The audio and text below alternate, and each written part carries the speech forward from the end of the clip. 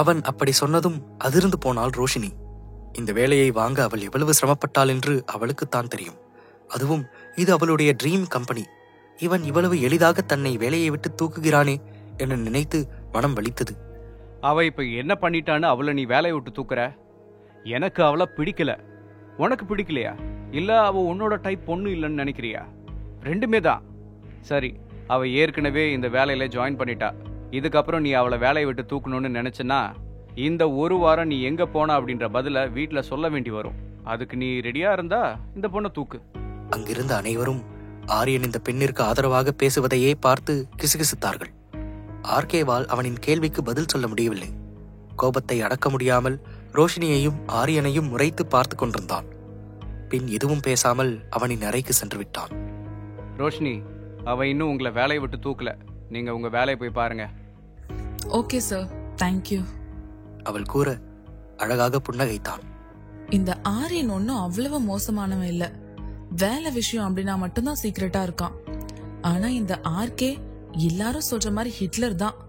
ஐயோ கடவுளே, இவன் கூட தான் நான் குப்பை கொட்டணுமா? ஏன் தான் என்ன இப்படி சோதிக்கிறியோ?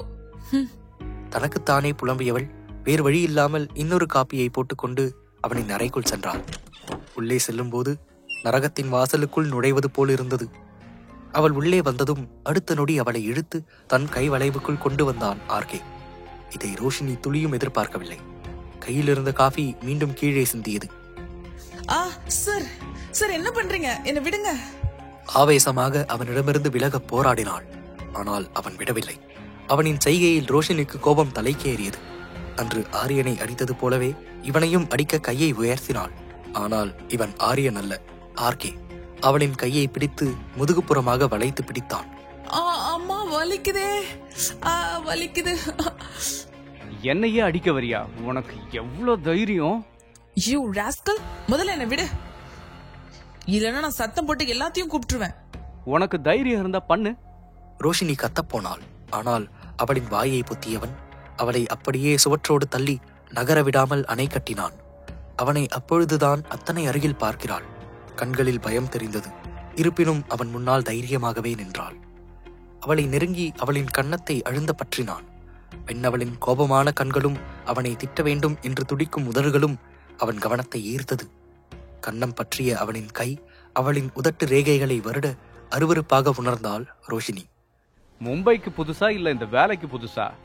அவன் கேட்ட கேள்விகளில் அவள் குழப்பத்துடன் நிற்க, தான் மும்பைக்கு புதுசுன்னு இவனுக்கு எப்படி தெரியும் என்று யோசித்தவள் சற்று கடுப்பாகவே பதில் கூறினாள். ரெண்டுமே எனக்கு புதுசுதான்.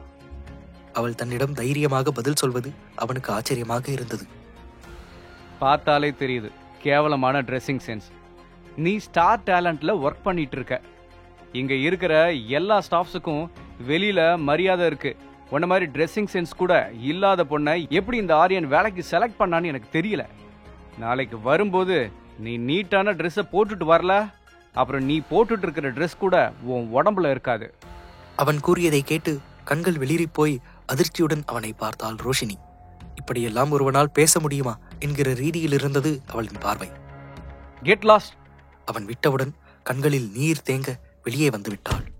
ரோஷினிக்கு இந்த வேலை பிடிக்கவில்லை. அதிலையும் குறிப்பாக இவனை பிடிக்கவில்லை. உள்ளே என்ன நடந்திருக்கும் என்று டீனாவிற்கு புரிந்தது. ரோஷினிக்கு ஆறுதல் கூறினாள். ரோஷினி, இங்க பாரு, அவர் அப்படிதான். உன்னை வேலையை விட்டு அனுப்பணும்னு நினைச்சா என்ன வேணாலும் பண்ணுவாரு. எனக்கு தெரிஞ்சு ஆர்கே சார் இன்னும் கொஞ்ச நேரத்துக்கு உன்னை கூப்பிட மாட்டாரு. வா, நம்ம போய் ஏதாவது சாப்பிட்டுட்டு வரலாம். இல்ல, நான் வரல டீனா. அட வா, என்னோட புது ஃப்ரெண்டு நீ இப்படி மூட் அப்செட்ல இருந்தா அது எனக்கு சுத்தமா பிடிக்கல. வா போலாம்.